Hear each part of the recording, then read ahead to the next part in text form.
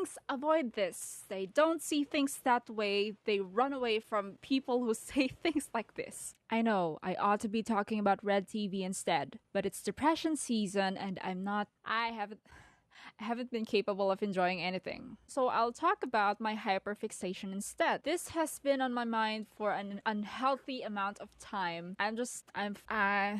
So I came across this post in this subreddit. Unpopular opinion. Reputation is more romantic than lover.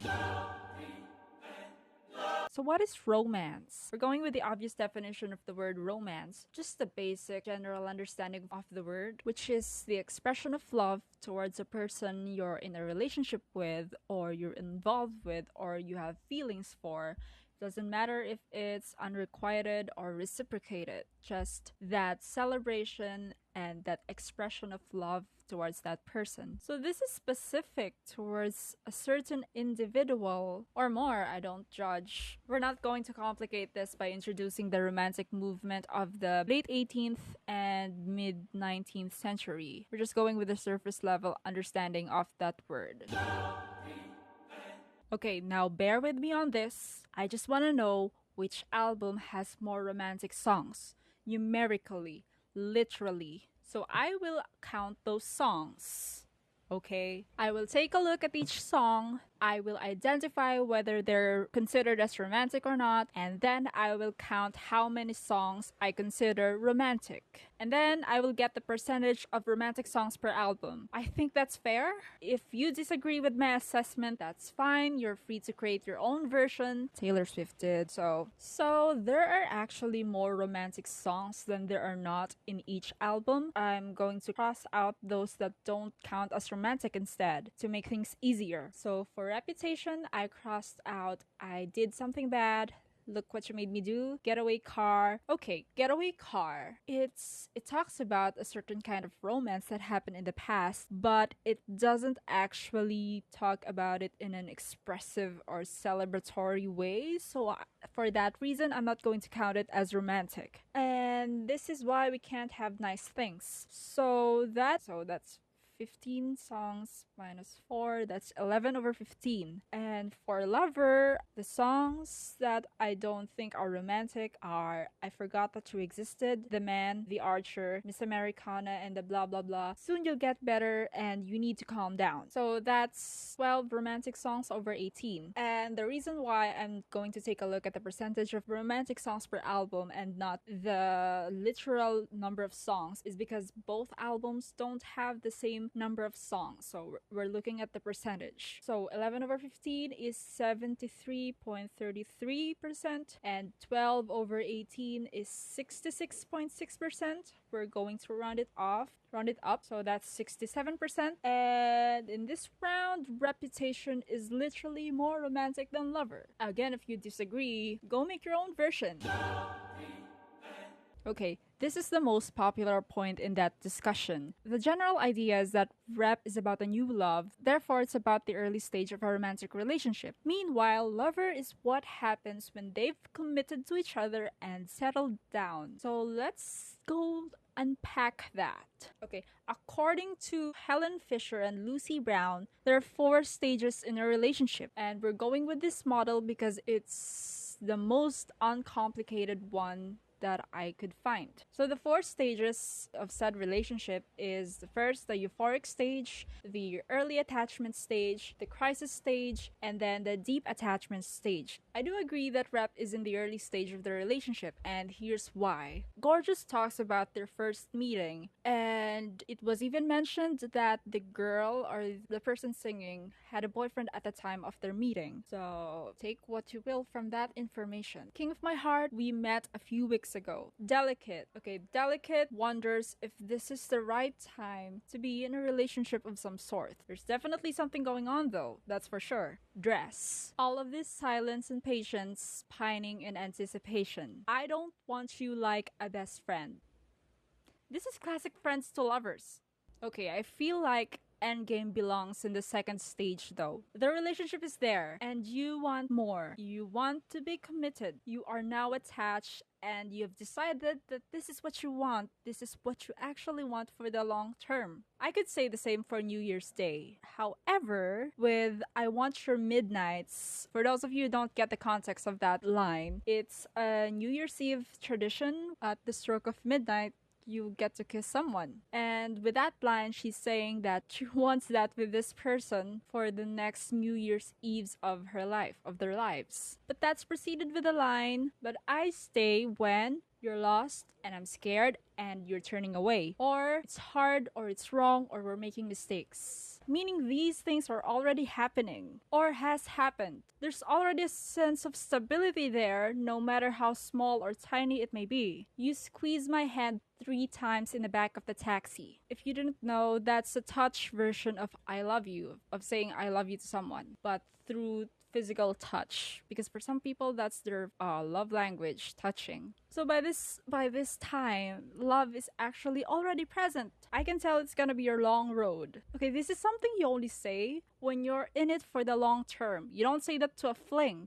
You don't say that to a summer puppy love. Summer fling. That's something you say to someone you want to commit to or you're committed to. Flings avoid this. They don't see things that way. They run away from people who say things like this. So, therefore, I think that New Year's Day actually belongs to the last stage of the relationship, which is the deep attachment stage. Here's the thing. Lover definitely has songs depicting the last stage of the relationship, especially at first glance. The first single, the song Lover itself, reminds you of a wedding scene. Paper Rings is also set like a wedding scene without the formality. It's basically about the commitment and also the fun that comes along with that kind of relationship. And Daylight talks about this person you consider your true love, your true actual love, not just your fling, not just your one-time short-term thing, who showed you what love is supposed to be, and that love brightens your life. This love didn't necessarily save you, but it did empower you to let go of the past and forget it and forgive all those who wronged you before. And now you just want to focus on that love. It honestly sounds like a wedding vow or something someone says before getting married. That said, that's not what this album is all about.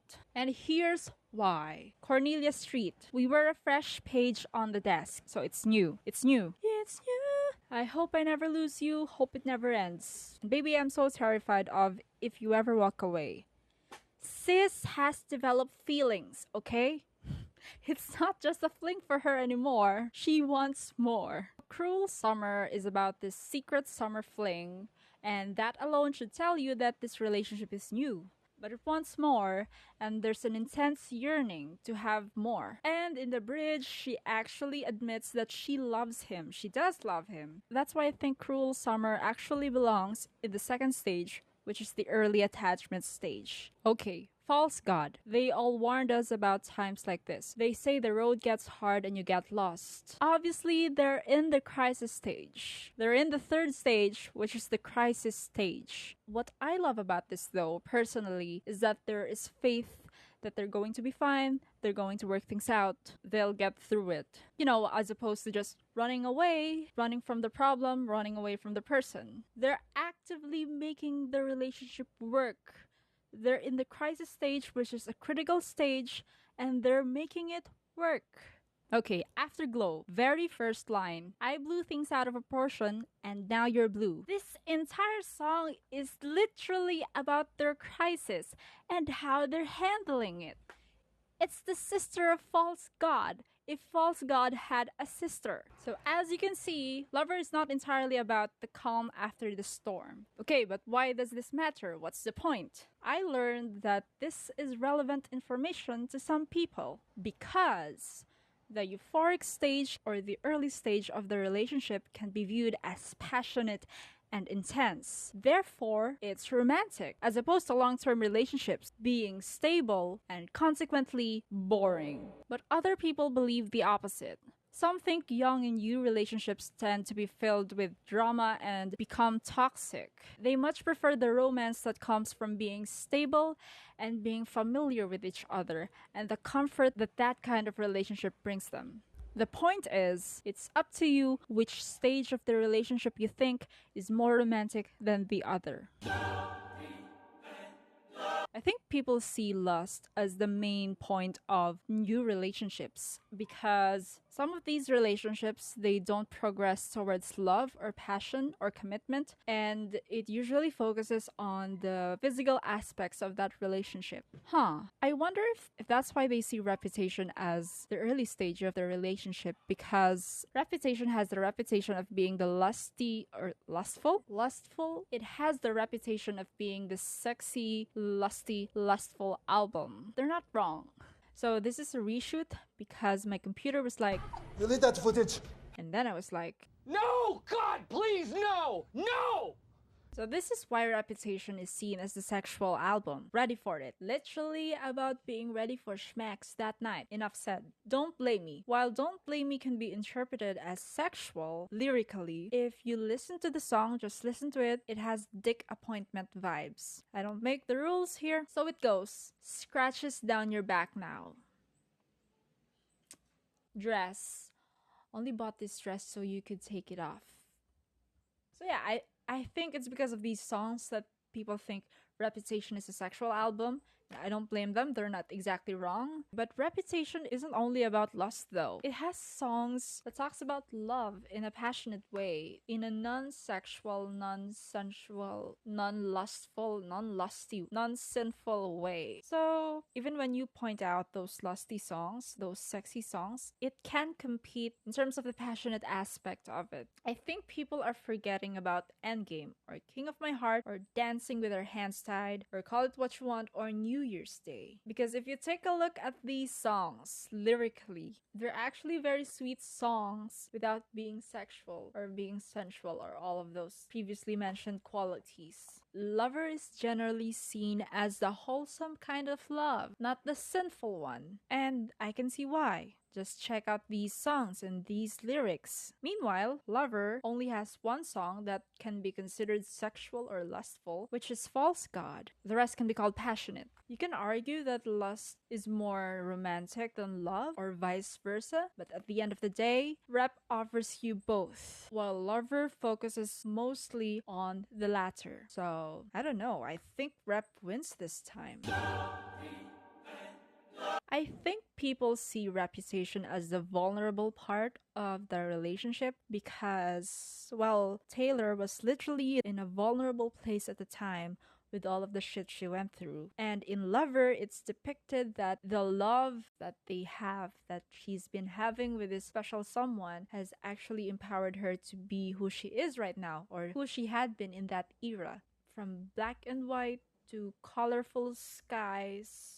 It's understandable why people would see it that way. What do we mean when we say we're vulnerable? Easy means we're susceptible to harm or pain. And when we say empowerment, we mean recognizing your inherent power to have control over your life and to make your own choices. So why is this relevant? Well, it can be argued that vulnerability is the essence of romance. Vulnerability is the essence of romance. It's the art of being uncalculated, the willingness to look foolish, the courage to say, "This is me, and I'm interested in you enough to show you my flaws, with the hope that you may embrace me for all that I am, but more importantly, all that I am not."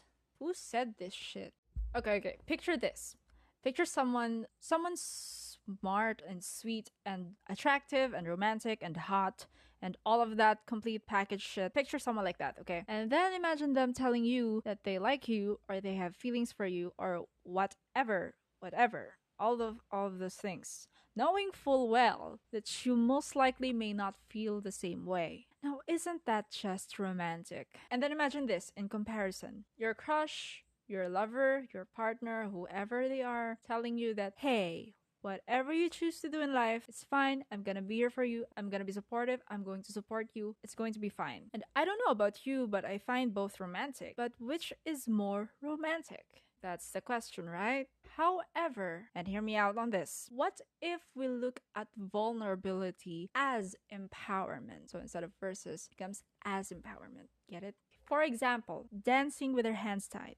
I loved you in spite of deep fears that the world would divide us. That is a real, valid, and reasonable fear to have. I know I have those fears. I know some of you do too. But there's more at stake for her because of what she was going through. She was already going through a lot, and I don't think she needed another heartbreak on top of that. So, bravo to her. But she did it anyway. She kept on feeling the way she felt despite knowing the risks, despite knowing what it could turn out into. And look where it got her. My love had been frozen, deep blue but you painted me golden. I'm a mess but I'm the mess that she wanted. She found love in a hopeless place.